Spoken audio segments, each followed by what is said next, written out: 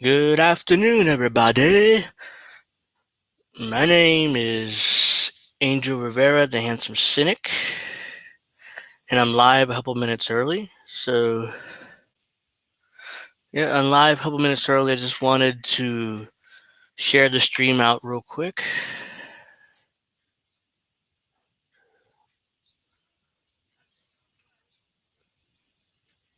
So I hope everyone has a great day and etc. etc.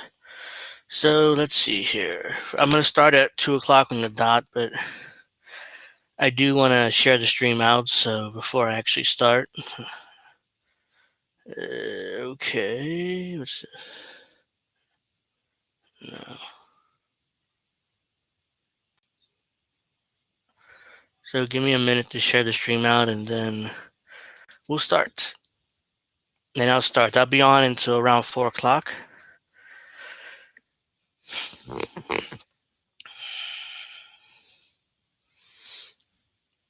So I hope everyone has been having a good day so far, and let me just share the stream out real quick. Give me 1 second, close that up.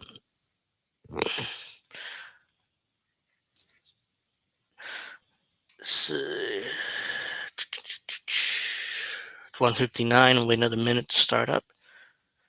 Let me share out the stream real quick. Bear with me 1 second.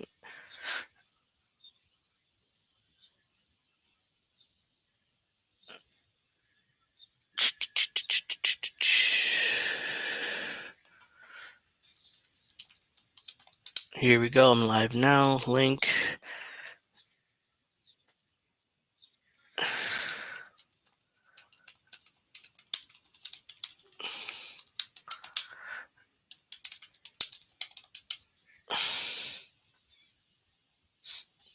All right. The stream is shared out.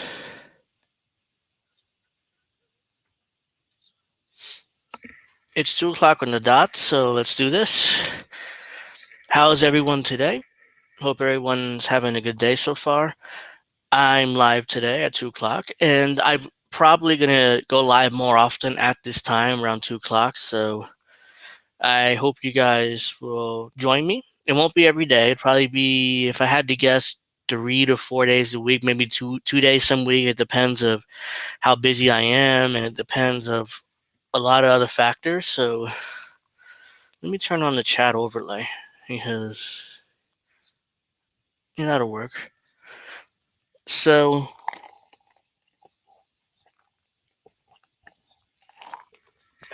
all right, so the first story I'm gonna cover today is my favorite YouTuber, the wannabe 1999 Eminem style haircut, or 1990s boy band ripoff, Kyle Kulinski. Now, if you guys follow me or follow my channel, you know that I've been covering Kyle's obsession with Marianne Williamson and his insistence that Marianne Williamson will be the next president of the United States and she can win a nomination. And his coverage has gotten much more maniacal as of late. Like he's losing his mind over the fact that most of the left wing take her seriously, and the corporate media doesn't take her seriously, even though no one should take her seriously because she's a self-help love guru joke. But I'm gonna play this. Let me make myself. Let me do this. Hold on. Bear with me 1 second here. That's fine. Which one's better? No, that's terrible. All right, that'll work. That's good enough. So I'm gonna put this full screen. I'm not gonna play this whole thing, or at least I don't think I am. We'll see. But yeah, here's Kyle. This video this is from yesterday, I believe, and he made another one earlier today, which I want to play some of, where he's once again defending Marianne Williamson, his heroic politician. Yeah, he's treating her like she's some kind of hero. So let's check this out, and I'll stop it and give my commentary throughout the way, like I usually do. Even though I'm an opinionated guy, to be as objective and fact-driven as possible on this channel. So for example, when somebody who I don't like like Joe Biden, for example, does something good, I have to come out here and say, you know what? I agree on that one. Like, Wait. Did he say what I think he just said? Hold on a second. That he doesn't like Joe Biden? This motherfucker spent 2 years sucking up to Joe Biden. Everything he did was good. I'm a Biden bro now, guys. I'm proud of that. He's defended nearly everything this administration has done. And now he turns around and says, oh, I don't like Joe Biden. Not really. So either he's lying or he's telling the truth. And if he's telling the truth, that means he's been lying to his audience for nearly 2 years now, that he pretends to like Joe Biden, that what he really doesn't. So I don't know which one's worse, but both of them are just as bad in my opinion. Since when he pulled out of Afghanistan, everybody in the media was melting. Oh my God, don't do this. The implication was go back in, like don't leave. No. Here's the thing: the Afghanistan withdrawal was a disaster. It was like when we pulled out of Vietnam and we had to run away with our tail stuck between the legs from Vietnam. Same thing happened here in Afghanistan. So that was the issue I had with it: the fact that we were humiliated on the way out. We are the United States of America. We're an empire. We were humiliated by a bunch of ragtag people in the Taliban. So and Kyle defended that. So let's keep going. Out is good. But no matter when you rip that Band-Aid off, it was going to be messy. So get it over with now, because, we shouldn't be there any day longer than we have to, which, really shouldn't have gone in there in the first place, right? You want to take out Osama bin Laden in some special mission, that's fine. But to wage the war, no. So, or, the attempt to reduce student loan debt. It's not perfect. I would have liked all the student loan debt gone, but he tried to reduce some of it. Okay, credit. You have to no credit, Kyle. No credit at all. Here's the reason why. Because he could have used the Higher Education Act to get rid of all the student loan debt, because most of the student loan debt is owned by the government. Some of it is owned by private banks, which you cannot forgive because it's not the government's debt. But most of it is government debt, which means that if you use the Higher Education Act, you could probably get past the Supreme Court. You could forgive most student loan debt. Instead, it decided to use the HEROES Act, which was an act specifically designed for veterans. Veterans. So most Americans are not veterans. So how the hell did Biden think he can get away with that? The Supreme Court going to strike it down most likely. And it's the Biden administration's fault, and they did it on purpose, because ultimately they don't want to forgive student loan debt. So they used the wrong law on purpose in order for the Supreme Court to strike it down, which they probably will. Excuse me. Let's keep going. Be honest. You have to put the facts first. Now, I will say, though, even though I strive as much as I can to be objective. Thanks for the... Stiff upper lips MC says Kyle looks like a twat with that peroxide hair. To me, he looks like a 1999 ripoff Eminem or 1990s ripoff of a boy band. He's a frustrated boy band member from the 90s. That's what he looks like to me. Thanks for the comment. I like that. Objective and tell you guys the truth, even if Trump. You don't tell the truth. You're a partisan hack little Democrat who you want to suck up to your little girlfriend, so she'll marry you. She'll marry you, have access to a multi-million-dollar fortune, which she got because she married well herself. So you want to marry well just like she did. So piss off about how, I want to tell you guys the truth. Hey, he did something okay in this area. I'll tell you. On a personal level, I cannot adequately describe to you how much I hate all of these people. How much I despise all of these people. Even the nominal allies who, 85% of the time, the way they vote, I'm like, yeah, I would vote the same way. On a personal level, I despise all of these people. So here's a good example why, right? MSNBC clip. We're going to be talking about Marianne Williamson. Kyle gets butthurt here by MSNBC stopping or crapping over Marianne Williamson again. He's Eminem raised in Beverly Hills instead of Detroit. Oh, that's definitely what's going on there. Hey, what's up, Diggs BTW7? Thanks for the comment. All right, now let's keep going here. Kyle gets butthurt. He's going to get butthurt here because MSNBC attacks Marianne Williamson again. But let's see how butthurt he gets here. And I'll let them take it over from here, and you'll see why I'm upset. Democrats are putting on a united front to support President Joe Biden for a likely re-election bid. Despite questions about his age and his approval ratings in the low 40s, House Democrats agreed they're sticking with Biden during their annual retreat last week in Baltimore. The gathering included both progressives and moderates, along with leadership and rank-and-file members. Biden is already the oldest president in history at the age of 80. And if he runs and wins re-election next year, he would be 86 at the end of his second term. Yes, the president said he intends to run for that second term, but has not officially announced his candidacy. An official announcement is slated for the months ahead. Aides have been looking toward... What is it with Kyle smoking that those electronic cigarettes? He might as well smoke a regular cigarette. It's safer than those electronic shits. It's ridiculous. I hate that. Or smoke some weed. I don't. You could smoke some weed on the air. I mean, honestly. I mean, other commentators do it. It doesn't matter. I don't know why he's smoking those electronic cigarettes. Well, that's just a pet peeve of mine. So I digress. Let's keep going. Towards April, though there's some recent chatter that it may slip later into the year. For more on that, I'm joined by congressional reporter for The Hill, Michael Schnell. Michael, great to see you this morning. So you were talking to House Democrats who have made it clear that they're coalescing behind President Biden, and we're going to set aside Marianne. Look at how angry he is. You could tell in his face, like he's like, "Come on, let me make myself bigger." Like, he looks like look at how angry he looks there. It's like it's unbelievable to me how much he in love with these politicians. Let's keep going. Marianne Williamson. And at the moment, anyway, Biden seems to be unchallenged for the nomination. But first of all, I love that point. We're going to set aside the challenger and say Biden's unchallenged. Yeah, I agree. All smoking is bad, but especially these vapes, they're dangerous. I mean, they might as well smoke a regular cigarette because that isn't as bad as vaping. Right? But let's keep going. Let me show you how butthurt Kyle is about this. Unchallenged. Wait, you're supposed to be the news. Let me go back a little bit. First of all, I love that point. We're going to set aside the challenger and say Biden's unchallenged. Marianne Williamson isn't a challenger. What are you talking about? She's not a challenger. She's not even close to being a challenger. But she's just a joke. MSNBC, for the first time ever, is right to treat somebody as a joke. He's a joke. She's running. Why is she even running? Nobody really asked her, at least that I've seen. Nobody asked her why she's running.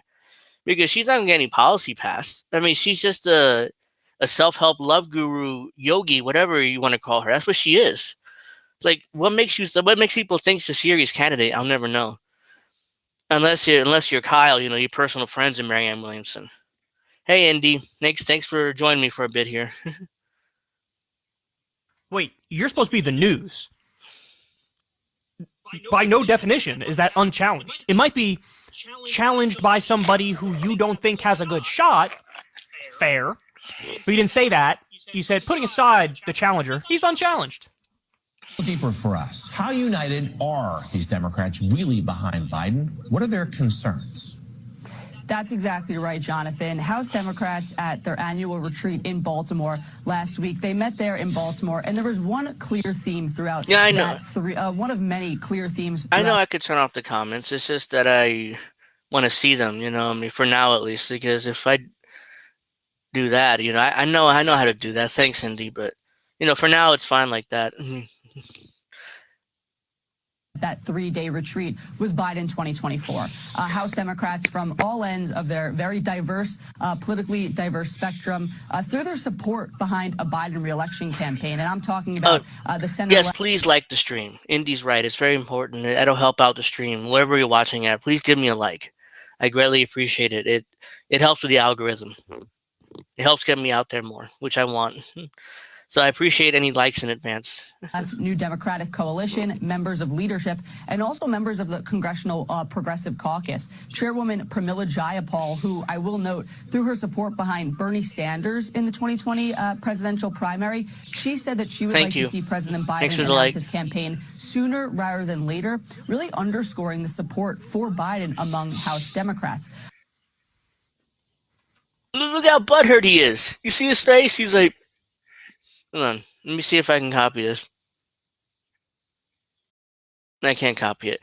But look how butthurt he is. He's like, oh yeah, Jayapal's a snake. I mean, I totally agree, but Kyle loves her until now, of course, because Jayapal is endorsing Biden over his his pet candidate, Marianne Williamson. So how dare she not endorse his friend? So let's keep going. Let's get a little bit more of this. The Congressional Progressive Caucus. It's being reported they're already all in for Joe Biden. No shit. He's a sitting president. He's a sitting president of his party, of the party. What do you expect them to do? Oh, endorse Marianne Williamson and piss off the party bosses? The Progressive Caucus never do that. The Squad wouldn't do that. None of them would do that. It's not even close. They would never do that. They know Marianne's running. They understand that.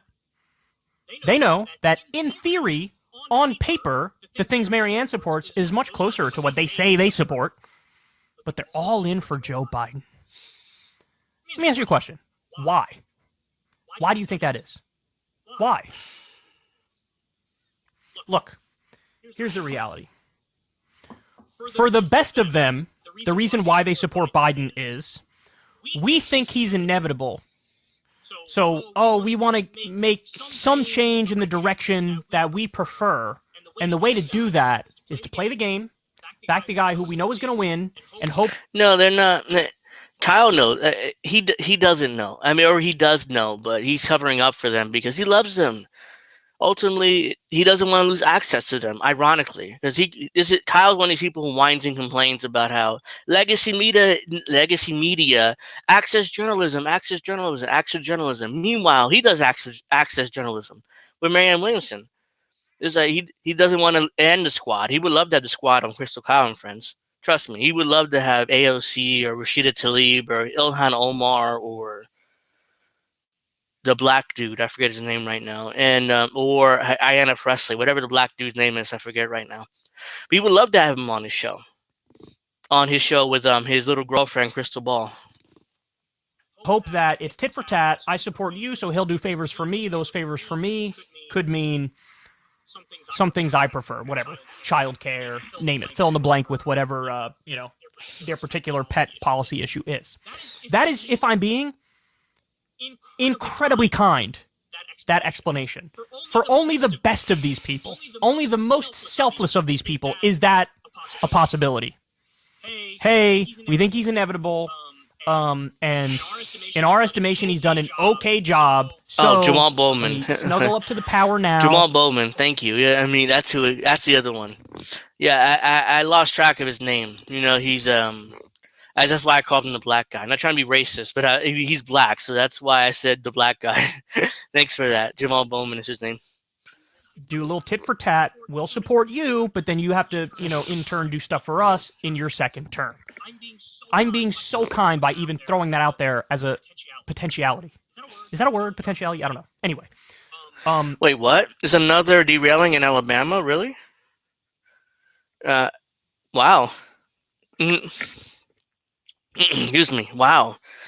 That just happened because I didn't know that. It must have just happened literally because I went live 20 minutes ago almost. Yeah, I didn't even see that. So, Jesus Christ, where's Pete Buttigieg? I bet he won't discuss this for a month. That's like the derailment in Ohio. But anyways, it's a little bit more of Kyle, and then I have another Kyle video I want to play, which was uploaded earlier this morning. He uploaded to his channel. So I won't subject you to too much more of Kyle Kulinski, but it's a little bit more of this one. What are other reasons why they would do this? Careerist reasons. We think he's inevitable. So I'm going to snuggle up to him. I'm going to make a big show of it, and hopefully he will give me a little pat on the head. Excuse me. And I will be rewarded personally and professionally with the spot in the administration, or with his endorsement for my re-election, or whatever it might be, with his endorsement for me trying to level up when I run for Senate, or whatever, right? Like, that's probably most of them. Yes, Kyle. That's exactly what it is. That's exactly what it is, buddy. They're all careerists in the Democratic Party. They don't care. What you think they care?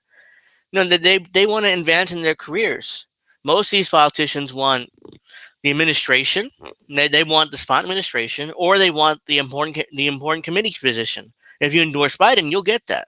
You're very likely to get that if you end up endorsing Biden. This is the most Kyle I've watched in years. Yeah, I mean the reason why I watch him, I like making fun of him, and I just like making fun of him. So and because he's not that bright. I mean, I remember 5 or 10 years ago, I was a big fan of his. Yes, I know I'm embarrassed by that, but I have to admit that because it's the truth. I was a big fan of his, and I thought he was the most intelligent guy on the planet. And he's so smart. He knows what he's talking about. No, I'm smarter than the fucker, and I didn't finish college. And I'm smarter than this guy. And he has a political science degree. His analysis is shallow. He just uses his pro-Democratic Party talking points. It's pathetic, and I can't believe I was a fan of this guy. So I'm done with this video. So now I want to play you the little bit of the one Kyle uploaded today before I move on to the next story.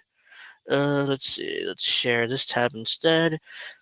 This is a video with Kyle uploaded this morning. The title is Bernie Sanders. Marianne will run a strong campaign and raise important issues.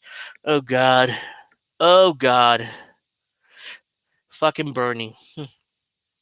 By the way, Bernie won't endorse Marianne Williamson. He's already endorsed Biden, which Kyle's going to be butthurt about that too. But, yeah, I mean, why? Bernie and Marianne Williamson. God. All right, I'm going to play this. I have. So, let's do this. Bear with me 1 second. All right. So this is an interesting development, everybody. At least we don't have to see Kyle in this one. It's just his voice, but Bernardino Sandersington what has actually come out. Did he just say Bernardino Sanderson? I don't know why he's trying to make his name more Hispanic, but okay, whatever. Said some positive words when asked about Marianne Williamson. So a reporter for Business Insider says, I asked Senator Sanders and Warren, who both back Biden, about Marianne Williamson's progressive challenge. Bernie said, quote, I'm sure she's going to run a strong campaign and raise very important issues. And Warren said, quote, Biden is going to be the Democratic nominee. Okay, so they have a couple more quotes in here, not too many, but let's go through it, pick out all the gems. Independent Senator Bernie Sanders of Vermont offered tepid praise on Tuesday for Marianne Williamson's 2024 presidential campaign, telling Insider at the Capitol that he expected her to raise very important issues during the campaign. Williamson, I hate how they just describe her as a self-help author. I don't think that's because that's what she is. She's a self-help author, spiritual leader, and a yogi, isn't she? She's a self-help author, spiritual leader. And isn't it ironic that Kyle Kulinski claims to be an atheist, but he's supporting a candidate that's a spiritual leader? Isn't that weird? I mean, he's an atheist, isn't he? That's the whole point of his show, Secular Talk. I mean, he's anti-religion, anti-spirituality. But meanwhile, he's supporting a candidate who's spiritual, a spiritual leader. Jeez. Yeah, I heard about that. I heard about this. The San Bernardino snow that got 12 feet of snow and complete failure of institutional support systems. Yeah, I've heard about that.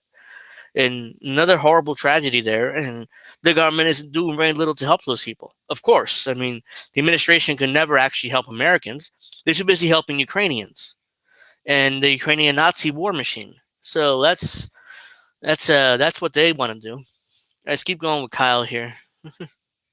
fully encapsulates her or is fair. Williamson, a self-help author, spiritual leader, and 2020 presidential candidate, is currently the only well-known Democrat to officially launch presidential campaign. President Joe Biden is widely expected to announce a re-election bid, but has yet to officially do so.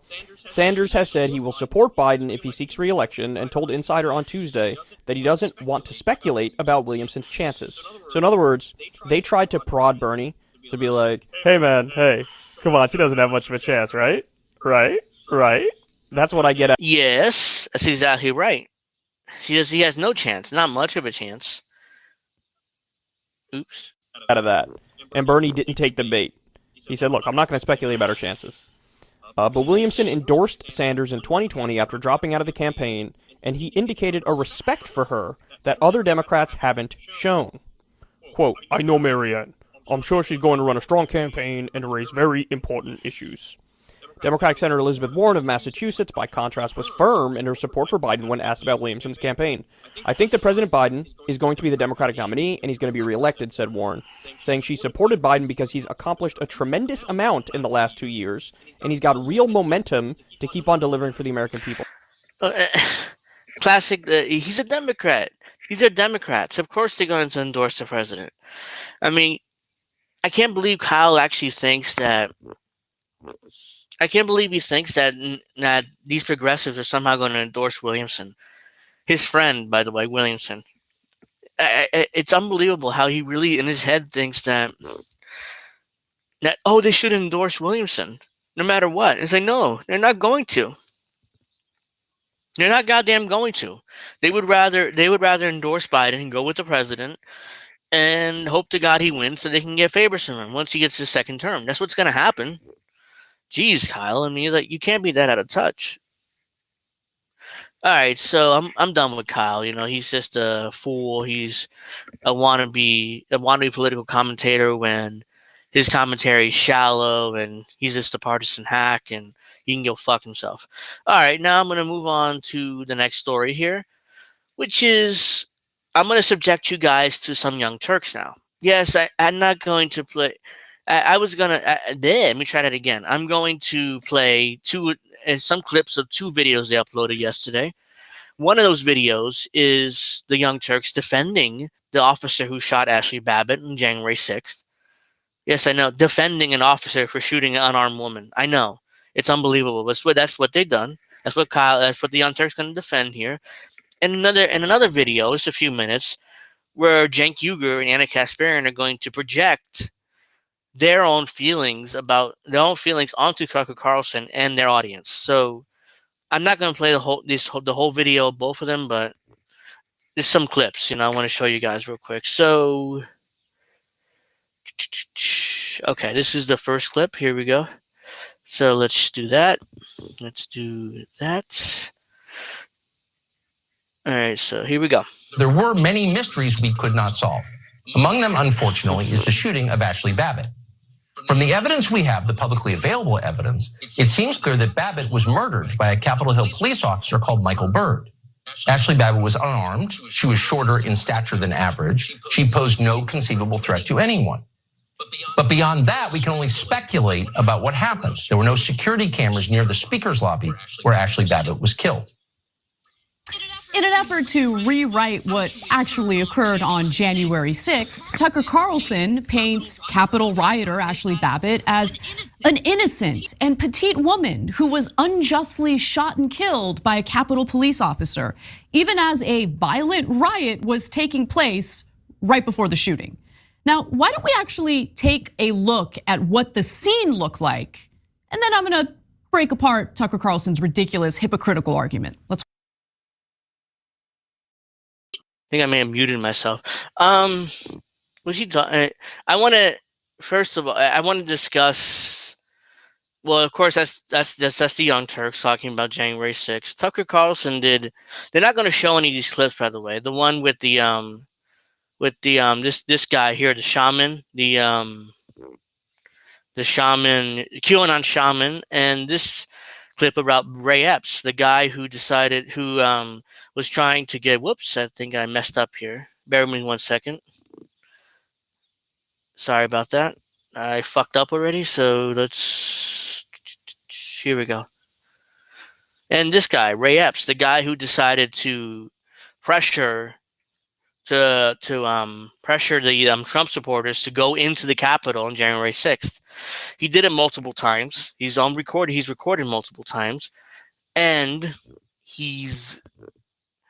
I personally think, it's my opinion on Ray Epps, he's some kind of agent provocateur, trying to get these Trump supporters to go into the Capitol and riot.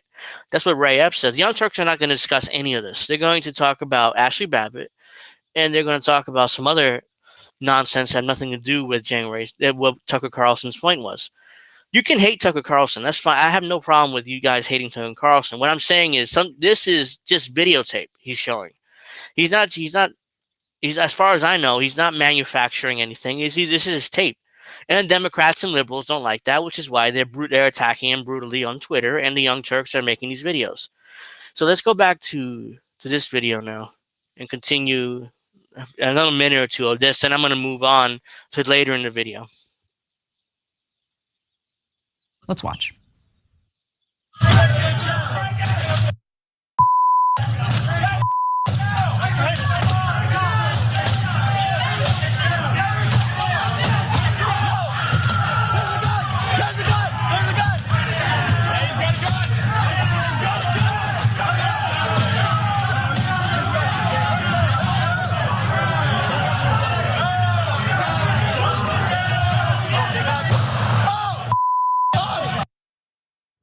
Okay, so since Tucker Carlson had difficulty, investigating what happened to Ashley Babbitt, I'll help him out.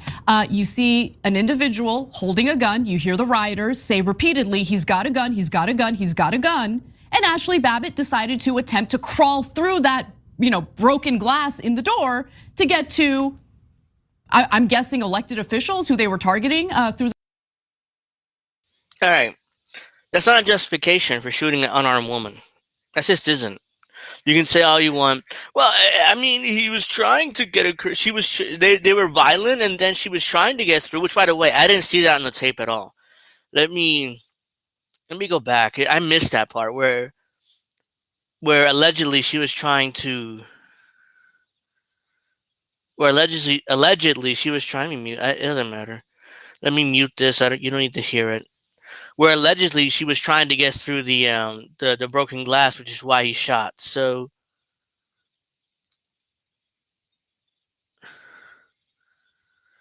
let's see. Am I missing something? That's where the shots fired.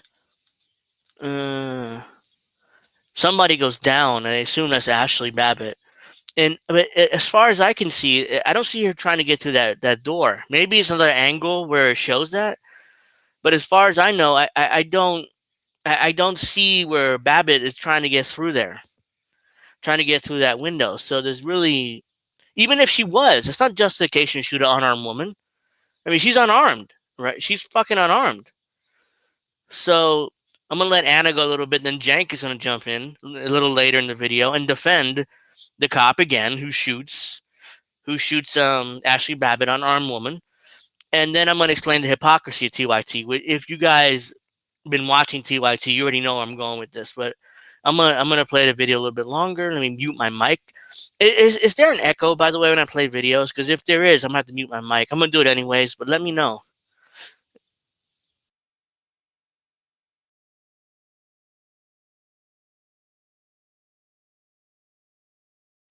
Investigating what happened to Ashley Babbitt, I'll help him out.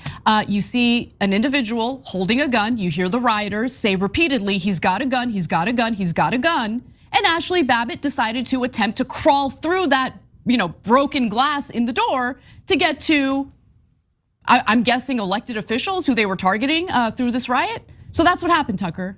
Okay, I hope you understand now, since you can clearly see it with your own two eyes. Yeah, by the way, he has all the tapes. Of course. It's not like he didn't see that. He did see.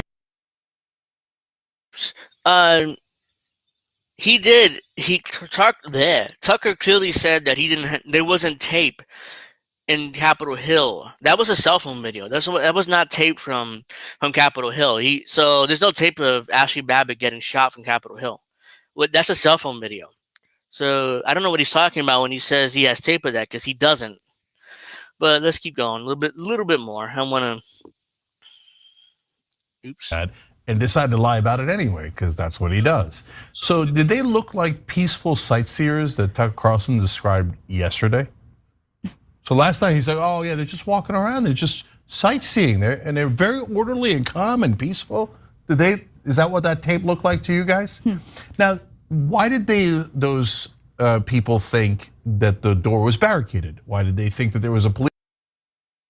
I'm going to skip ahead because this is part. I'm going to skip ahead where Jank actually defends on the cop that shot Ashley Babbitt, just like Anna did.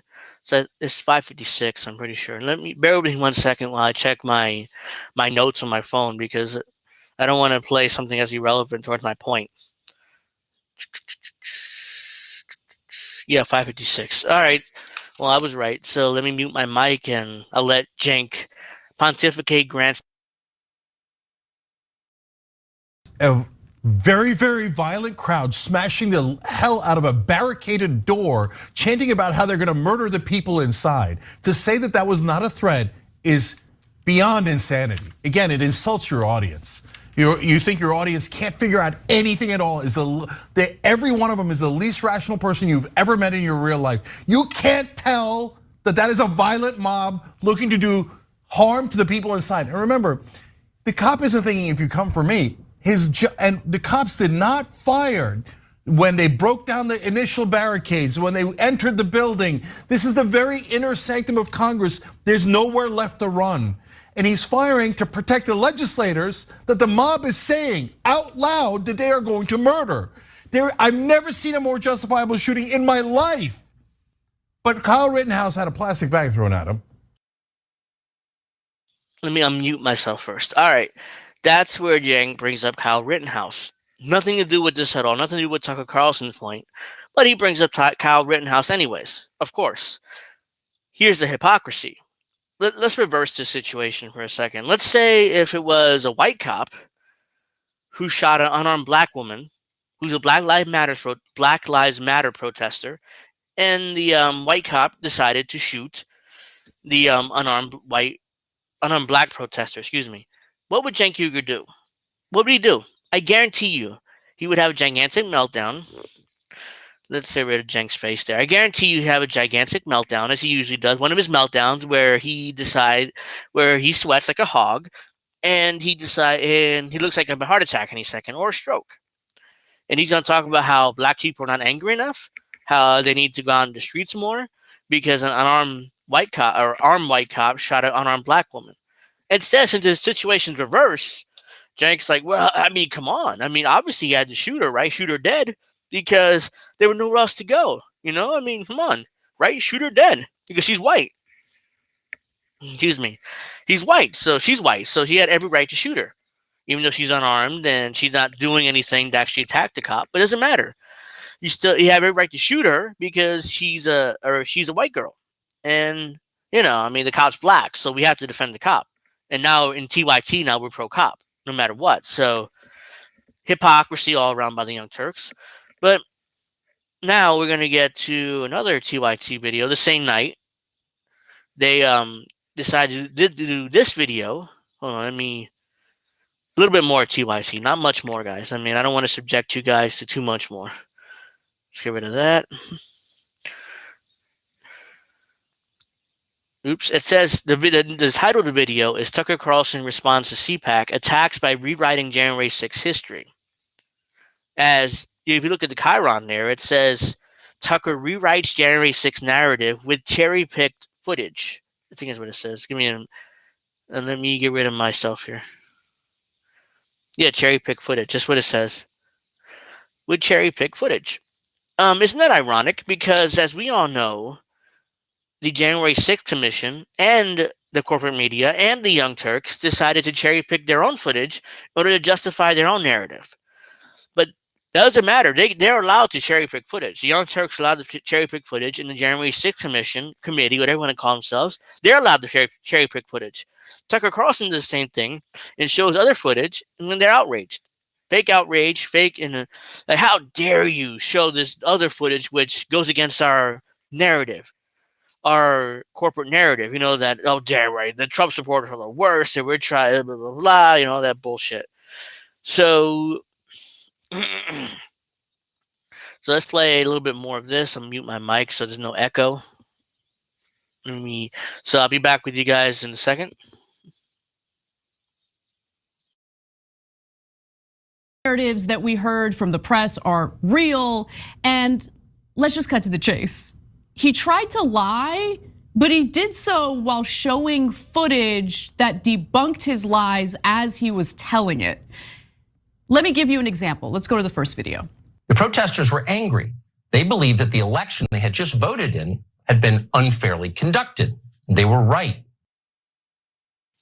By the way, I'm not allowed to say anything about the 2020 election. I don't want to get any account banned or anything like that.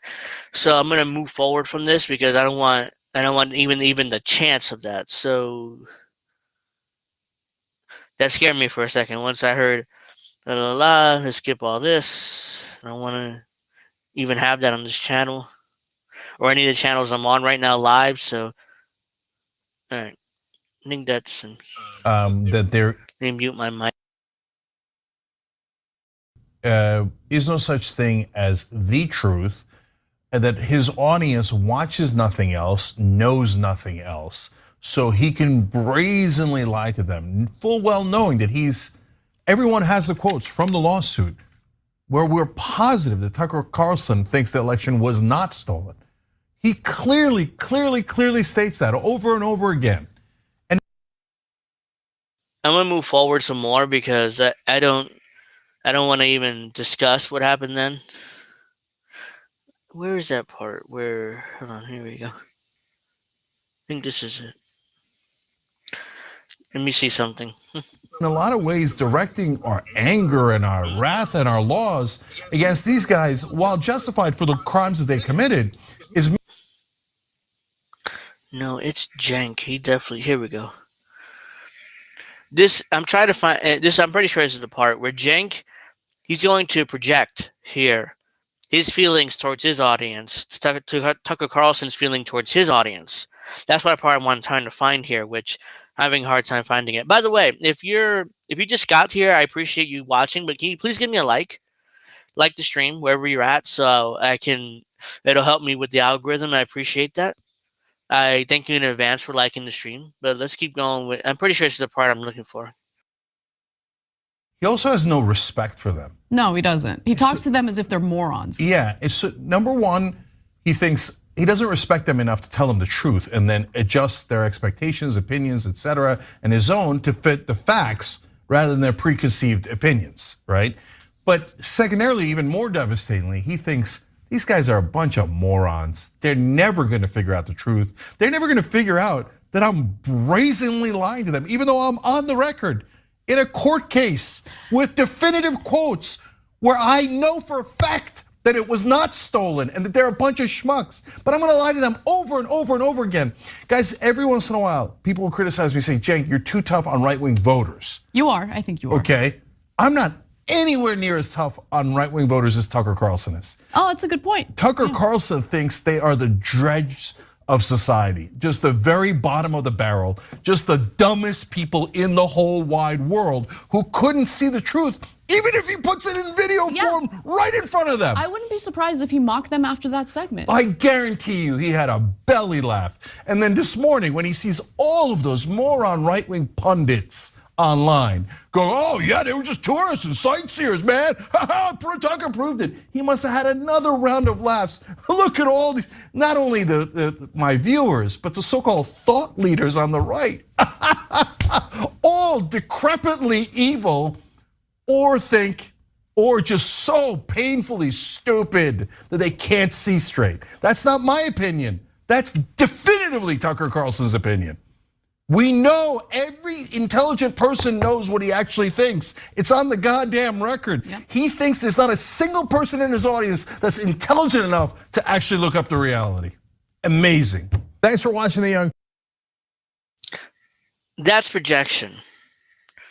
That's what I wanted to play. Cenk Uygur is projecting his feelings and Anna's feelings about their audience onto Tucker Carlson and his audience, his feelings about his audience.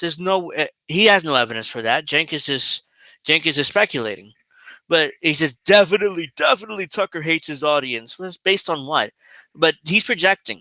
Cenk hates his audience. Well, you think like they made up Russiagate for years. They Russiagated their audience, and the audience bought it. For years, I'm pretty sure Cenk had a good laugh about that. About how his audience are idiots. For years, they just made up stories, about how they just horrible reporting, lazy reporting, and their audience bought it. Hell, at one point, I even bought it. I'm an idiot. Like 10 years ago, and I was younger. I bought into their bullshit. So I know that Cenk knows he's lying. He has to. He can't be that stupid to pretend that, to buy it, to just say, oh, well, he can't be that stupid. There's no way. I go back and forth. There are times where I think he is stupid and he believes his own bullshit and he loves the smell of his farts. Excuse me. And there are other times where I think, no, he can't be this stupid. Like, nobody can be this stupid. But I go back and forth. I don't know what you guys think. Let me know in the chat. But he can't be that stupid. He can't be. All right. Well, I'm done with the Young Turks. But I have plenty of time. I'm going to talk about a few other things here with you guys. So I'm going to go on my Twitter account. I want to show you. By the way, follow me on Twitter.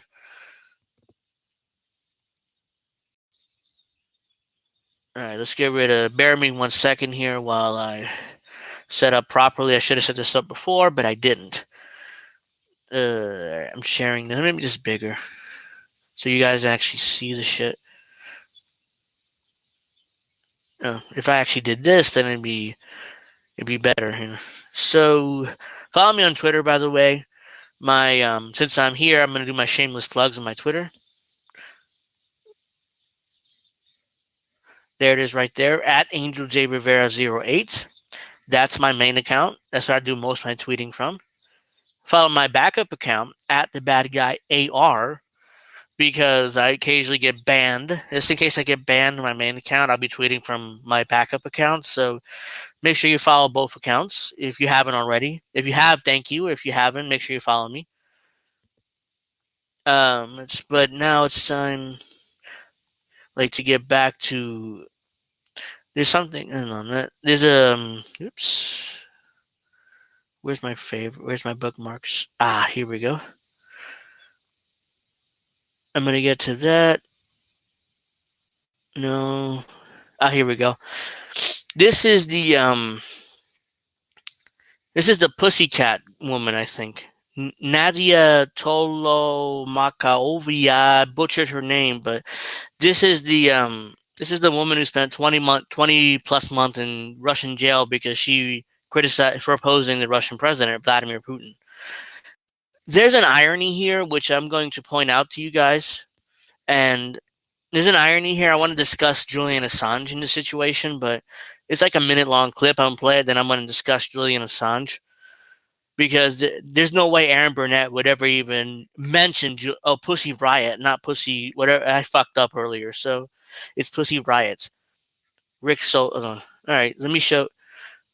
Thank you, Rick, for this comment. Cenk knows he's lying, but he does it so much at this point, he starts believing his own ideology and narratives he creates. He likes to smell his own farts. I mean, to be fair, I think you're right about that. He knows. I mean, he can't be that stupid. I mean, he's stupid, but he can't be that stupid to believe his own bullshit. So now I want to get back to. I'll play this real quick, then I'll discuss Julian Assange more.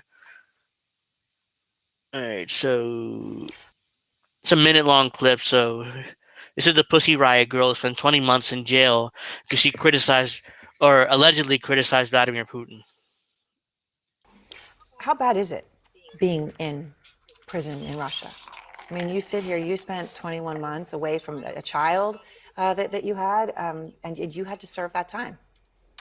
It's a pretty, it's really a hell on earth, especially when you're being moved to the penal colony, where you have to work by law, you have to work, and it's practically slave labor.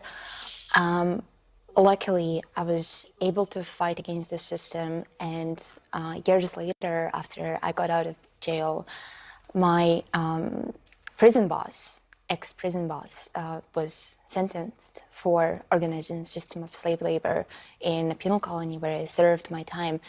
I was forced to sell police uniforms and military uniforms. So these days, people who oppose Putin and who say something against the war, they're being sent to colonies to produce military uniforms. All right. So she spent 21 months in a Russian jail because allegedly she criticized Vladimir Putin. I don't know how true that is, and it doesn't really matter. That's not really the point. The point I want to make is I guarantee you Aaron Burnett wouldn't have on Julian Assange's wife, or she wouldn't have on Julian Assange's family to talk about the fact that she spent the last 10 years locked up, either at the Ecuadorian embassy or now Belmarsh prison, one of the most dangerous prisons in the world, one of the worst prisons in Europe. He's been locked up for nearly 10 years of his life. He had a stroke the last time we saw him publicly. And somehow she wants us to feel sorry for the Pussy Riot girl who spent 20 months in a Russian jail. Are you kidding me? I don't feel sorry for her. I feel sorry for Julian Assange for daring to practice journalism. That's why he spent the last 10 years locked up, either at the Ecuadorian jail or at the or not jail, but embassy or Belmarsh prison, which is one of the worst prisons in Europe, like I just said. So the idea that I'm supposed to feel bad for this Pussy Riot girl is beyond me. I don't. I feel bad for Julian Assange and his family, what they're going through, because he had the nerve to do journalism and expose the Obama administration's crimes. And on top of that, there's more hypocrisy here from liberal Democrats. I remember when I first heard of Julian Assange was 20 years ago, when he was exposing Bush administration crimes, the Bush administration's military and their crimes. Democrats loved him then. Liberals loved him then. But now all of a sudden, as soon as he exposed Obama administration crimes, now he's like the worst person on the planet, and he's a piece of shit and needs to be destroyed. At one point, Hillary Clinton talking about bombing the Ecuadorian embassy in London in order to kill Assange. That's how nuts these motherfuckers are. And somehow I'm supposed to feel sorry for this Pussy Riot girl who's been 20 months in Russian jail, and she had to work. She had to work at I don't know what she did, but she had to work. Are you kidding me? I don't feel sorry for her one bit. I don't feel bad for her at all. Maybe I'm a bad guy. I don't know. I mean, you guys tell me, but I don't really feel sorry for her at all. So let's get rid of this. Move on to the next story here. Go back.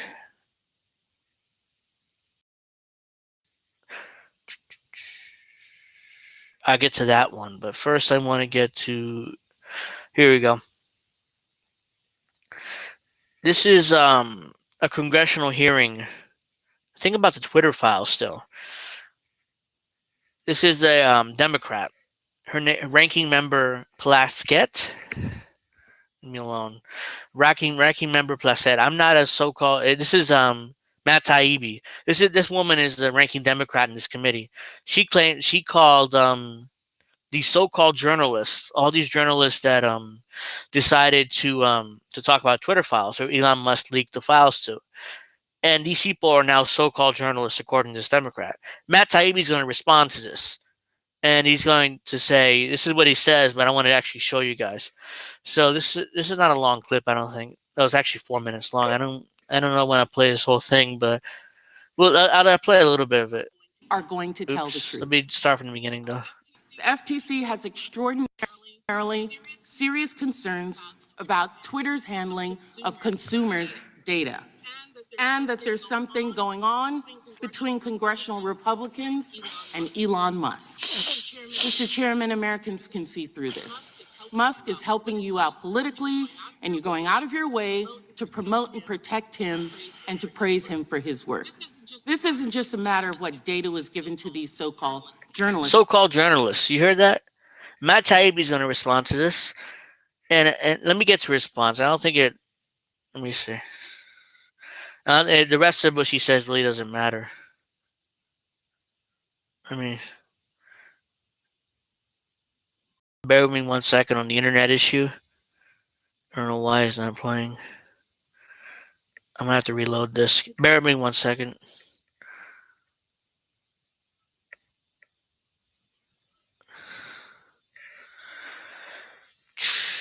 I mean...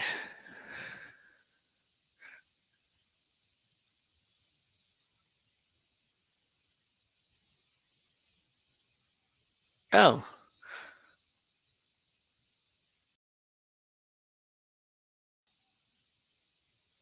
Oh, come on, play, damn you.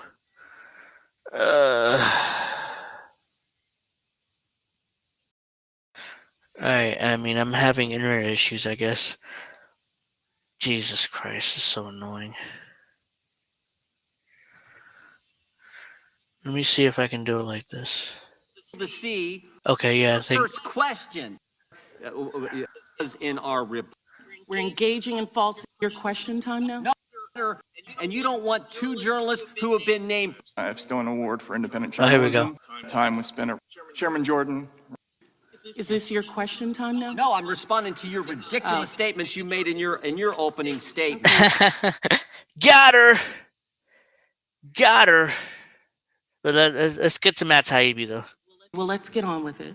Chairman Jordan. To be fair, I'm going to play the whole thing because I don't want to take anything out of context. And The FTC has extraordinarily serious concerns about Twitter's handling of consumers' data, and that there's something going on between congressional Republicans and Elon Musk. Mr. Chairman, Americans can see through this. Musk is helping you out politically, and you're going out of your way to promote and protect him and to praise him for his work. This isn't just a matter of what data was given to these so-called journalists before us now. There are many legitimate questions about where Musk got the financing to buy Twitter.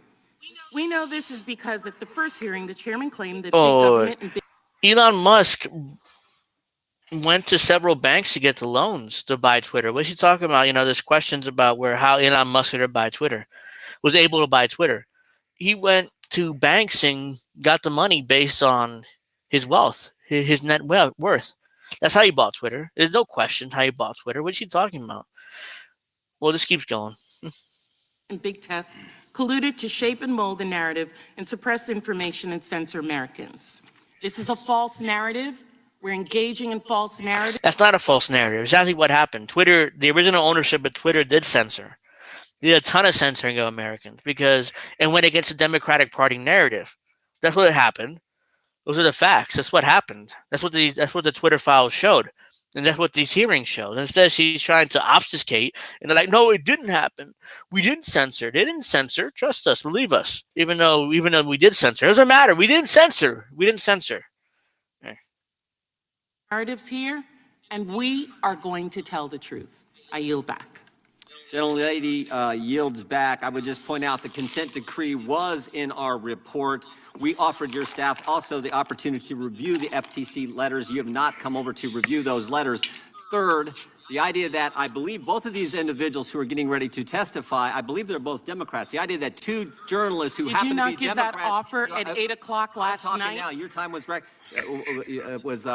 Neither of us are in time. I don't think they're here to help us politically. I think they're here to tell us the truth. And oh, by the way, the first FTC letter to Twitter after the first set of Twitter files, the very first question was, who are the journalists you're talking to?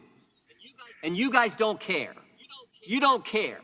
You don't care want about the the American 2011 people to see. consent decree? You don't want the American people to see what happened, the full video, transparency. You don't want that, and you don't want two journalists who have been named personally by the Biden administration, FTC, in a letter. The Biden administration. And you're saying is they're not here the to help us. FTC. They're here to tell their story. And frankly, I think they're— The Biden administration runs the FTC. The Federal Trade Commission. What is she talking about? Like, oh, the FTC is the Biden administration. Of course it is. brave individuals for being willing to come after they've been named in a letter from the Biden FTC. Is this your question time now? No, I'm responding to your ridiculous statements you made in your opening statement. Okay, Got well, her. let's go on with it. Chairman Jordan. Got her. Now, this is Matt Taibbi, where he points out she actually disrespected Matt Taibbi. I mean, with he's a fantastic journalist, and she called him a so-called journalist. But let's keep. Jordan, Ranking Member Plaskett, members of the Select Committee, thank you for having me today. My name is Matt Taibbi. I've been a reporter for 30 years and a staunch advocate of the First Amendment. Much of that time was spent at Rolling Stone magazine. Ranking Member Plaskett, I'm not a so-called journalist. I've won the National Magazine Award, the I.F. Stone Award for Independent Journalism, and I've written 10 books, including 4 New York Times bestsellers. I'm now the editor of the online magazine Racket on the independent platform Substack. I'm here today because of a series of events that began late last year when I received a note from a source online. It read, "Are you interested in doing a deep dive into what censorship and manipulation was going on at Twitter?" A week later, the first of what became known as the Twitter Files reports came out. To say these attracted intense public interest would be an understatement. My computer looked like. Let me unmute myself first. Yeah. I mean, got her. Straight up just got her. You know, it's like, how dare she call Matt Taibbi just not a real journalist? And to me, it's unbelievable how a so-called journalist, yeah, because she's reporting against our narrative, you know, that Twitter didn't censor and we need to do whatever we need to do to cut him off. No, I mean, it's absolutely ridiculous and outrageous that she would do that. That she would call Matt Taibbi, of all people, a wannabe journalist. But I guarantee you, she wouldn't call Chuck Todd a wannabe journalist. She wouldn't call anyone at MSNBC a wannabe journalist. She wouldn't call anybody at CNN a wannabe journalist. You know, she wouldn't call any people that. Or Seymour Hersh, of course. I mean, she definitely would call him a wannabe journalist. Indy said, really, she's close to Jeffrey Epstein? I'm not surprised that was the case. And that is the case. I mean, that. The hell? Why do you keep bothering me? Yeah, I don't know why. Yeah, I mean, the idea that Matt Taibbi is some kind of wannabe journalist is just outrageous. To me, at least. Yeah, she's a so-called congresswoman. That's a good one.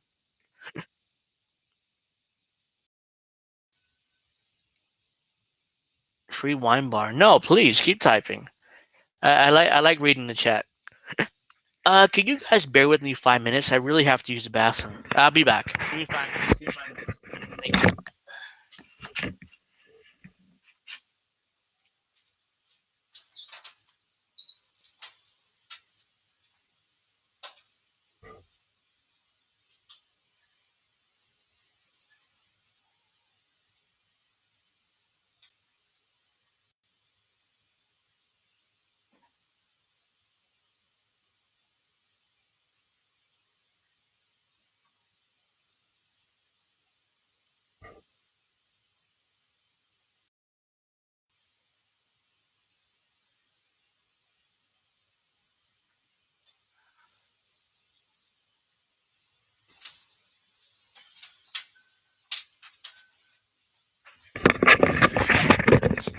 I'm back. Sorry about that. I really had to use the bathroom, so which is why I just ran off real quick there. No, that's not it. All right, next thing I want to talk about it. Where is it? Just lost track of what I was doing here. Where is it? No, these are old. Get back up here. All right, now CNN is going to talk about January 6th here. And they're going to claim that it's reckless and irresponsible for. Am I muted? Oh, no, I'm not. They're going to talk about why it's so reckless and irresponsible for the American people to see what happened on January 6th and to see the footage that was suppressed before. So I want to play this clip real quick. I actually write, why is it so irresponsible and reckless to show the American people what actually happened on January 6th? Why is the mainstream press joining the efforts of the Democrat Party to cover up this footage? That is the question that needs to be answered. Yep, it needs to be answered. Why are the media joining up with the corporate media to cover this up? So I'm going to play this, and then I'll give my further opinion afterwards. More than 40,000 hours of Capitol security. I want to get your reaction to the fact that while this story is breaking, at the same time, the Speaker of the House, Kevin McCarthy, gave Fox exclusive access to more than 40,000 hours of Capitol security footage of the January 6th attack. And obviously that has been used on Fox to try to paint the insurrection as largely peaceful, largely unviolent, with a bunch of sightseers. Take a listen to how Republicans are responding on the Hill to how Fox portrayed this. It's a revisionist thing that I think is unfair to the American people. It wasn't a stroll through the Capitol. It was an attack on our Capitol. There are going to be a bunch of politicians that are attacking Tucker Carlson. Like, how dare Kevin McCarthy allow Tucker Carlson to show the footage we suppressed about January 6th? Because the January 6th committee clearly suppressed this footage for a reason, because it goes against their narrative. it was a VIP tour. Yeah, I mean, I wouldn't be. I mean, look at that. I mean, it's unbelievable to me how these people.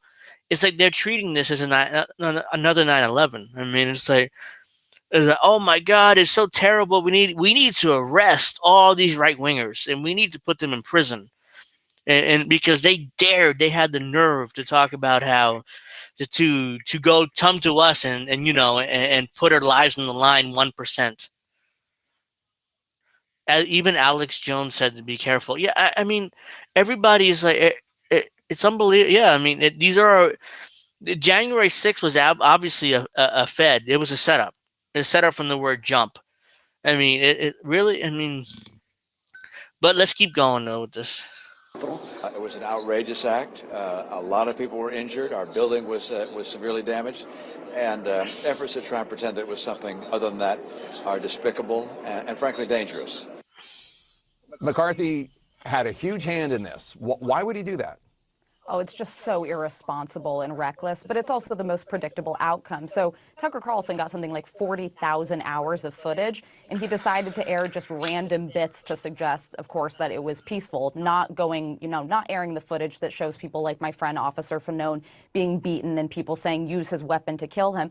But this was a deal that Kevin McCarthy had made when he was trying to get the speakership. And what I think it does is it undermines everything. In the moment that this huge lawsuit is looming, Tucker Carlson's actually leaning into conspiracy. She's not shying away from it. And I think it shows how untouchable he feels at a network that has just boosted conspiracies left and right. Yeah. By the way, we're on day 2 of Speaker McCarthy not getting back to me on my 4 questions about whether he agrees with the conclusions on that Fox program. Well, all right, that's that. But here's the question I have: Why don't the Democrats release the 40,000 hours of footage to the rest of the media? Why?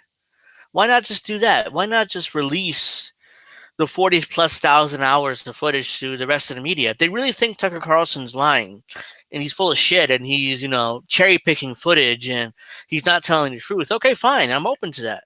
He works for Fox. But why doesn't Hakeem Jeffries release the rest of the footage to the rest of the media so they can report on it and they can say, no, Tucker Carlson's lying. This is what's going on. And this is what actually went on. Our narrative, our version is true. Tucker Carlson's lying. Why don't they do that? Why doesn't Hakeem Jeffries, the Democratic minority leader, release the footage to the rest of the media? There must be a reason for it. They're hiding it. They're hiding. They don't want that footage out there. They don't want Tucker Carlson there, that footage. In fact, I'll prove it to you. Hold on. Let's see. I should have. I'm pretty sure I bookmarked that tweet, so I should be able to find it. Where is it? Where is it? No. Let me go back. Where is that tweet? Bear with me 1 second. Oops. I'll get to this story in a minute, but I'm looking for. I don't think I bookmarked it. Damn. Bear with me 1 second. I want to show you guys what Chuck Schumer said, but I don't think I actually bookmarked it the way I thought I did.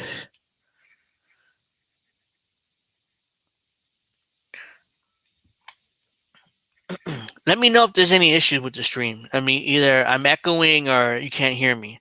Because I may mute myself and forget to unmute myself. So, where is it? No, that's not it. Tucker Carlson.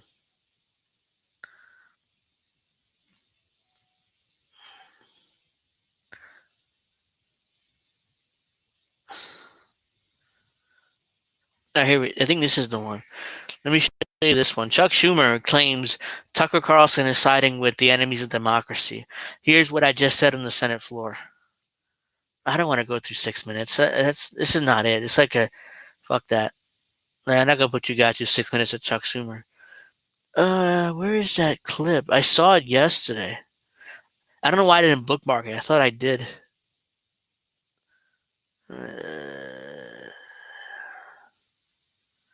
You know what? Let me search Chuck Schumer.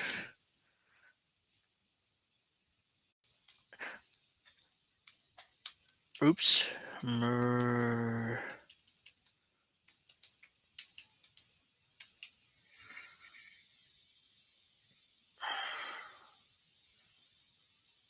Oh, here he is. This is the one.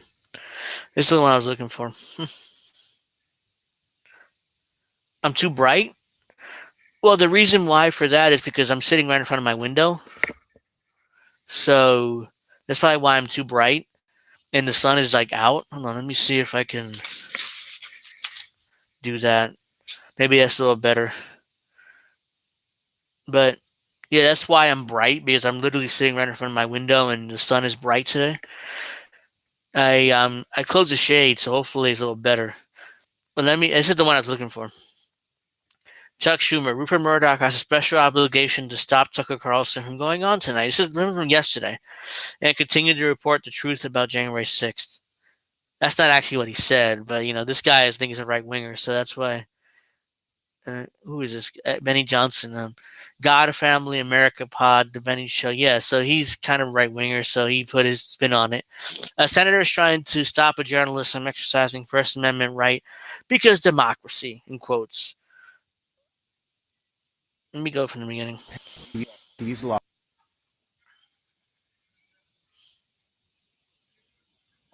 lies continue tonight. Sorry about that. Rupert Murdoch, who has admitted they were lies and said he regretted it, has a special obligation to stop Tucker Carlson from going on tonight now that he's seen how he has perverted and slimed the truth, and from letting him go on again and again and again. Not because their views deserve such opprobrium, but because our democracy depends on it. These lies continue.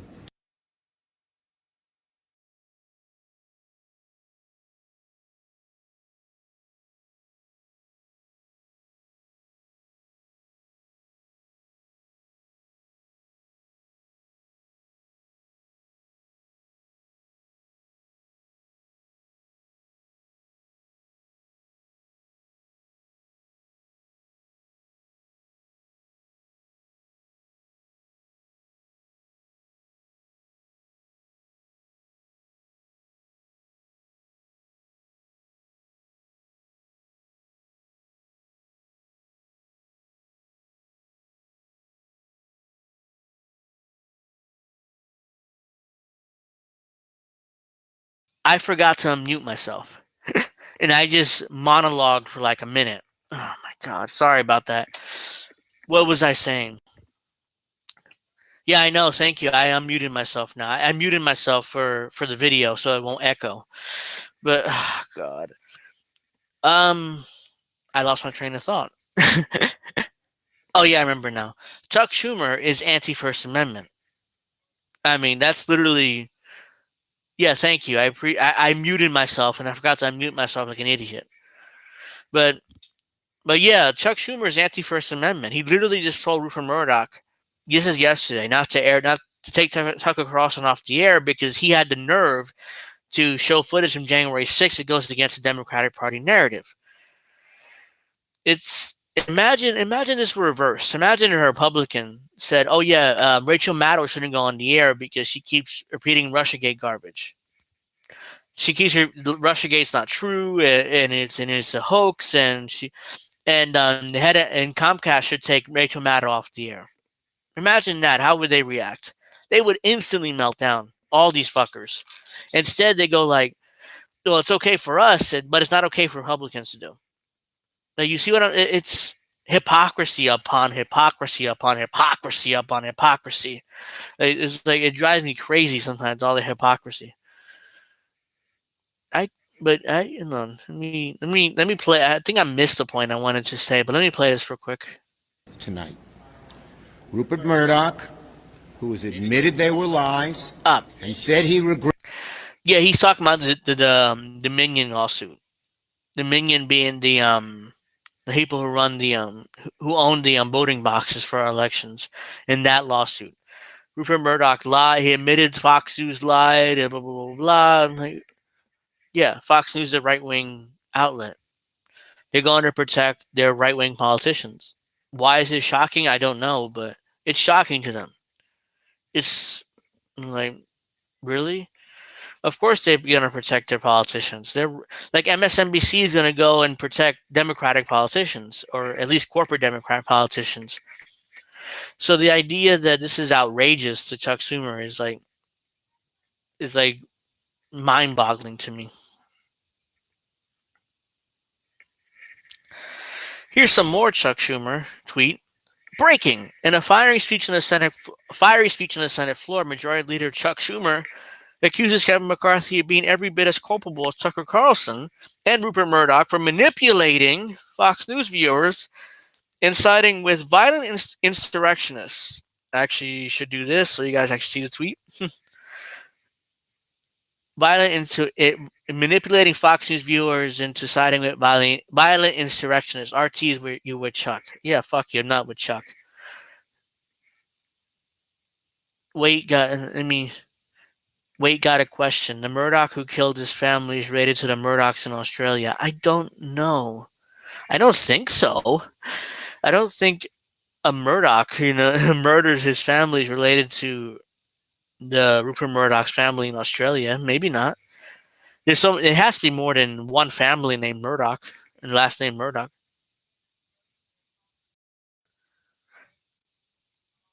Charles Schwab went under?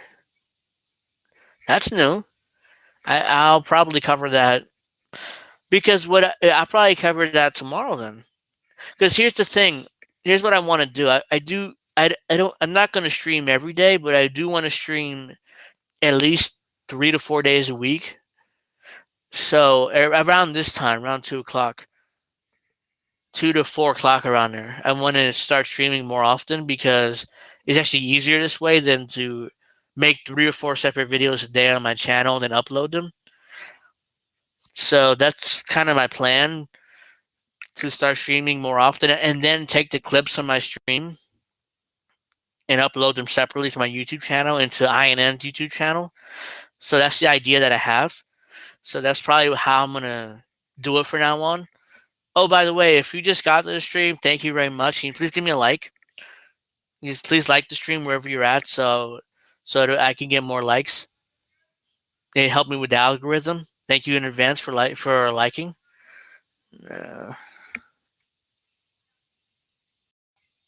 Yeah, I already did that.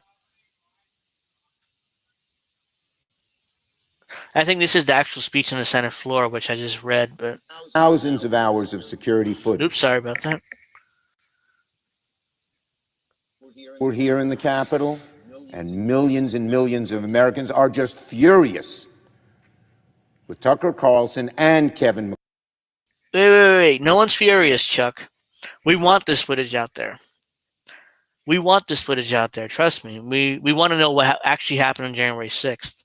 We're not furious. Ecstatic that this footage is out there. We get a clearer picture of what the truth actually happened on January 6th.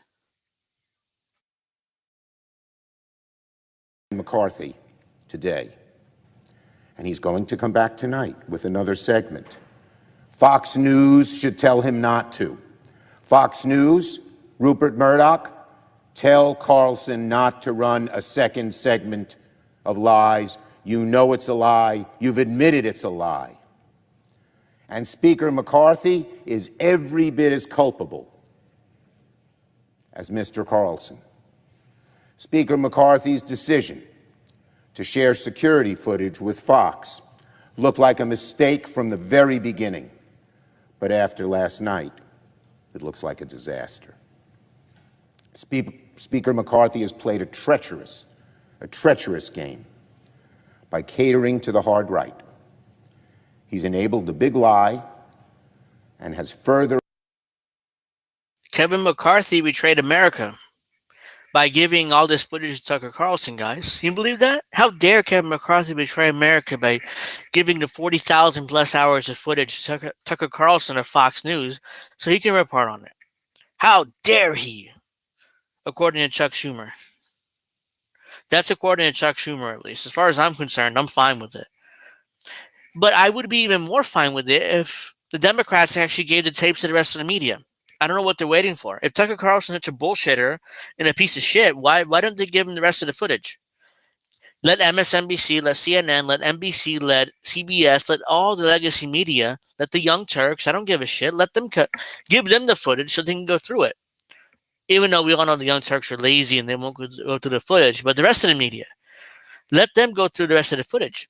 If Tucker Carlson's lying, let us know. So we're not, but I don't think he's lying. That's the thing. I think he's telling the truth, which is why they're attacking Tucker Carlson and Fox News, and they're mad at him for daring to air the footage. I hate sour candy personally. I mean, I don't want, but let me let Chuck Schumer keep going here, and then I'm going to cover probably one more thing I want to talk about, and then I'm going to wrap up the stream for today. Eroded away at our precious democracy. Last night, millions of Americans tuned in to one of the most shameful hours we have ever seen on cable television. With contempt for the facts, disregard of the risks, and knowing full well he was lying to his audience, Fox News host Tucker Carlson ran a lengthy segment last night arguing the January 6th Capitol attack was not a violent insurrection. By diving deep into the waters of conspiracy and cherry-picking from thousands of hours of security footage, Mr. Carlson told the bold-faced lie that the Capitol attack, which we all saw with our own eyes, was somehow not an attack at all. He tried to argue it was nothing more than a peaceful sightseeing tour. Can you imagine? I urge Fox News to order Carlson to cease propagating the big lie on his network and to level with their viewers about the truth behind the efforts to mislead the public. Conduct like theirs is just asking. Yeah, as Chuck Schumer openly asking Rupert Murdoch and News Corp to openly ask him to not take Tucker Carlson off the air, and to make sure they open violation of First Amendment. Like, oh yeah, take him off the air. He's reporting on facts and the truth. Take him off the air. How dare he? You know, I mean, let's ignore the First Amendment of the Constitution about not airing shit. Let's not air the truth. American people want propaganda. They don't want the truth about happening January 6th.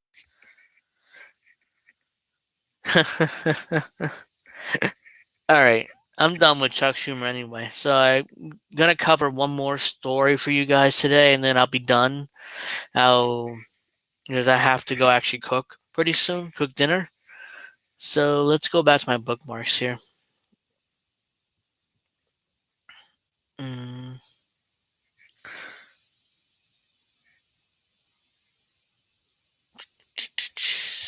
Bear with me 1 second. I gotta find the story first.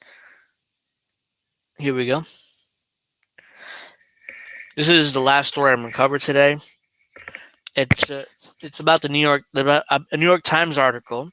It says breaking news: the Pentagon is blocking U.S. from sharing evidence on Russian atrocities in Ukraine with the International Criminal Court. Officials said military leaders fear setting a precedent that might pave the way for it to prosecute Americans. That's an interesting admission. And I respond, interesting. If the Pentagon really had evidence that Russians are committing war crimes in Ukraine, then why won't they share the evidence? I give my thoughts tomorrow on the stream. I was going to do it this morning, but I didn't. That's why it says I'll give my thoughts tomorrow morning during the live stream that I'm planning. That's this live stream. What the Pentagon seems to be worried about is that if they refer their evidence to the International Criminal Court about how Russians are committing war crimes in Ukraine, they're afraid that the Russians would try to give evidence, if they have any, about American war crimes. Excuse me. And they don't want Americans being prosecuted. That's what this is about. Let me feature. I want to for all the lies and omission by Fox. This is what Schumer wants to attack them for. Such a bunch of bullshit. Yeah. I mean, Fox News. I'm not saying Fox News is good. I want to be clear about that. I'm not saying Fox News is this, benevolent news organization that just wants to tell the truth. Of course not. They're liars and right-wing propagandists. But at the same time, Tucker Carlson's doing January 6th is showing the footage. That's all he's doing there. Just showing footage, and he's just showing the footage and giving his opinion on it. And everyone is melting down over it. In Washington and the establishment media and the Young Turks, they're all melting down over it. Why not? They should want to see the footage themselves and counter Tucker Carlson, but they don't. That's why I'm assuming Tucker Carlson be telling the truth, because why don't the rest of the media ask for the footage? Because they can get the footage. Hakeem Jeffries can hand over the footage just like Kevin McCarthy did. Hakeem Jeffries has the authority, just like Kevin McCarthy does, to hand over all this footage to the rest of the media, and he won't. Now think why would that be? Now let's go back to, I want to read this New York Times article. See whether I can read it, because sometimes it's blocked behind the paywall. I'm not going to read the whole thing, but I'm just going to go through some of it. Let me get rid of that. Pentagon, I don't want to pay for New York Times. Pentagon blocks sharing evidence of possible Russian war crimes with the Hague court.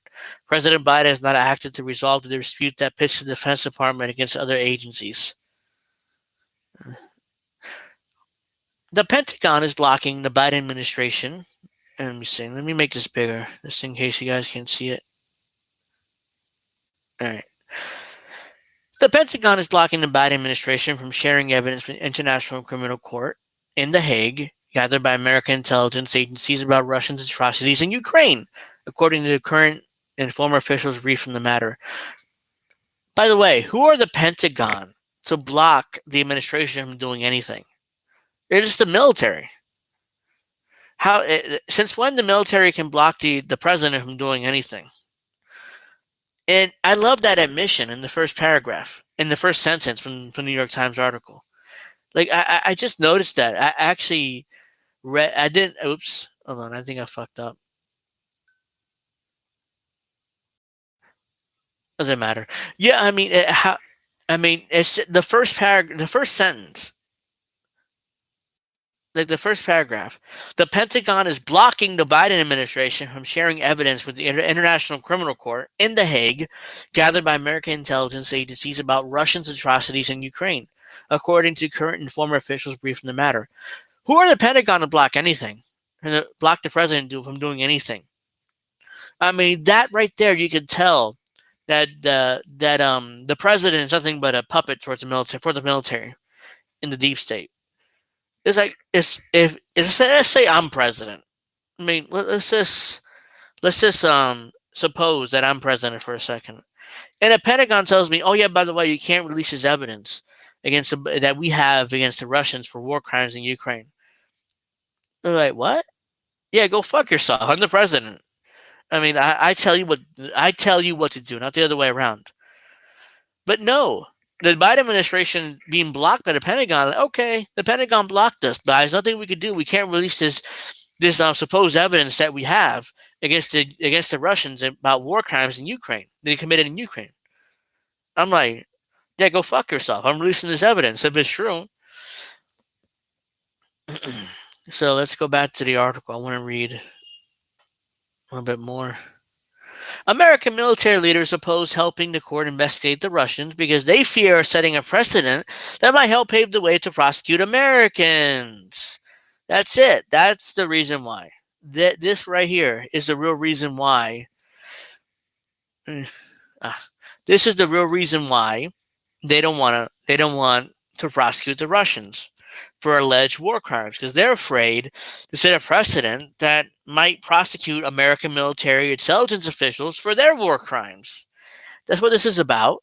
But it's not like they want to protect the Russians. No, they want to protect the elite Americans that commit war crimes themselves.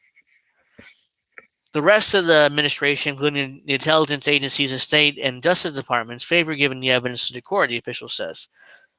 President Biden has yet to resolve the impasse, officials say. oh wow, the president hasn't done anything to resolve the issue. Isn't that shocking? The president's sitting on his ass or confused about what's going on. Like, well, what's going on? Well, give me a break, man. Give me a break. I'm just the president. I'm not actually powerful like the military is. That's Biden's attitude. I guarantee there's no way that they're ever going to release this evidence. Excuse me. The evidence is said to include details relevant to an investigation the chief prosecutor in an international criminal court, Karim Khan, began after Russia invasion Ukraine over a year ago. The information reportedly includes material about decisions by Russian officials to deliberately target civilian infrastructure and to abduct thousands of Ukrainian children from occupied territory. This is the evidence that they allegedly have, the Americans at least allegedly have, about the Russians. Here's the thing. We've intentionally targeted civilian infrastructure in Syria. That was clear. When Obama was president, they targeted hospitals, and they targeted schools, and they targeted first responders. I mean, they openly targeted, the Obama administration targeted these people in Syria. Now they're worried, oh my God, if we reveal Russian war crimes, they will be prosecuted in The Hague too, as they should be, because they bombed Syria hospitals and schools and first responders and et cetera. But that's why they won't release the evidence for the International Criminal Court to prosecute Russians, because we've done it too. And they want to protect Americans. But you think they give a shit about protecting Russians? They want to protect themselves. All right, let's keep going here. In December, Congress modified longstanding legal restrictions on Americans' help to the court, allowing the United States to assist with its investigations and eventual prosecutions related to war crimes in Ukraine. Excuse me. But inside the Biden administration, a policy dispute on whether to do so continues to play out behind closed doors. The National Security Council convened the Cabinet-level Principals Committee on February 3rd, in an attempt to resolve the dispute, the officials said. But Secretary of Defense Lloyd J. Austin III continued to object. Mr. Biden has not yet made a decision, the officials say. Oh my God. What is the president waiting for? Make a decision. You're the president, dude. This is why you were elected. But this is why you were elected president. To make a decision. Side with your Pentagon or side with the rest of the administration wants to release his documents to The Hague. No, I mean, the president is a puppet for the military. We all know that. I don't think this alleged evidence ever will be released. That's my opinion. Tell me what you guys think in the chat. What a day. What a day. My very first stream. Yeah, I'm pretty much done. It's been an hour and a half. Streaming is kind of difficult. I'm kind of tired. I'm pretty tired. It's been only an hour and a half. I know people who stream for 2 or 3 hours at a time, but I'm kind of tired. My first episode, the Handsome Cynic Live, is kind of like a placeholder title until I figure out what to call the stream, because maybe you guys come up with interesting ideas for a title of the show name, but that's the best I can come up with. The Handsome Cynic Live. I'm kind of lazy, so that's the name I came up with.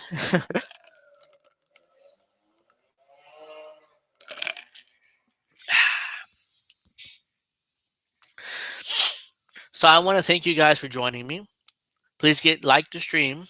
Tell me what you think. Also, follow me on Twitter. Again, I show my Twitter handle, but it's time for me to do another shameless plug. There's my Twitter handles right there. And make sure you subscribe to my YouTube channel, which I'm streaming from right now. But, those links will be in the description after the video plays. Well, you know what? Let me link it now in the chat so you guys can, if you haven't subscribed, you can. If you haven't subscribed, you can do it already.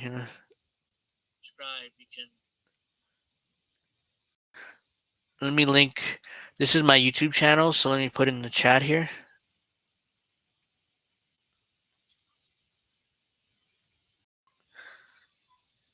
Oops, hold on a second.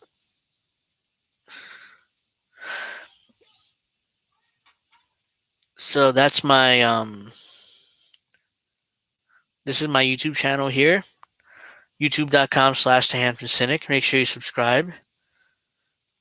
Let me link my Twitch. Oops. Idiot. Let me actually try to,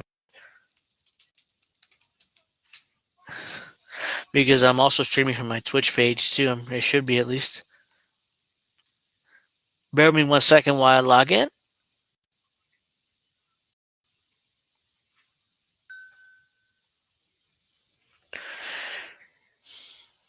So tell me what you think about my first stream. I mean, I want to improve, I want to get, oh my God, this is annoying. The double authentication on Twitch is just so annoying. That's why I hate logging out of it.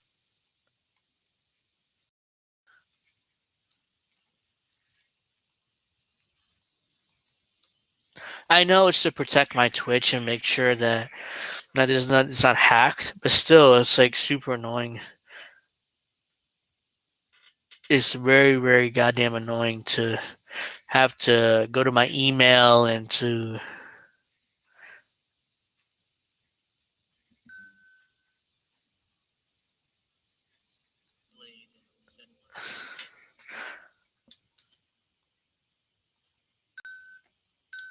This is my Twitch. This is the same thing. Also subscribe to my Rumble page.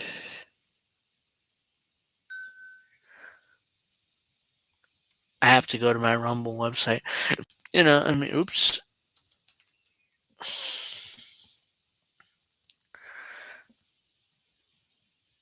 Let me. Oh, God.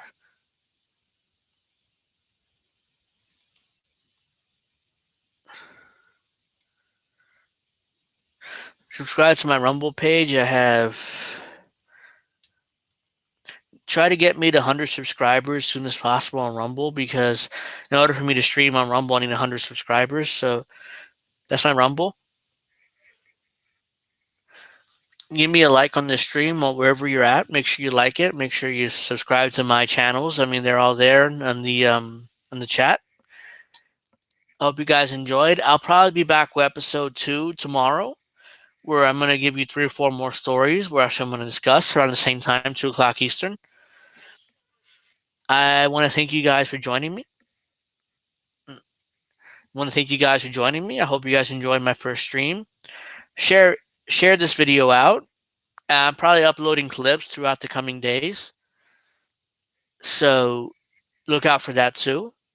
Hope you guys enjoyed the stream, and I'll see you guys tomorrow, most likely at 2 o'clock Eastern. And if you're on the West Coast or whatever, it's 3 hours behind. And if you're on Central Time, is 1 hour behind. If you're on Rocky Mountain Time, is 2 hours behind. You're able to figure it out. So I want to thank you guys for joining me. Anti-Semitic Live episode 1 is over as of now. I'll see you guys most likely tomorrow at 2 o'clock. I'll make an announcement on Twitter tonight or something to confirm. So thank you very much for joining me. I'll see you guys tomorrow. Thank you very much for watching, and I'll bid you adieu.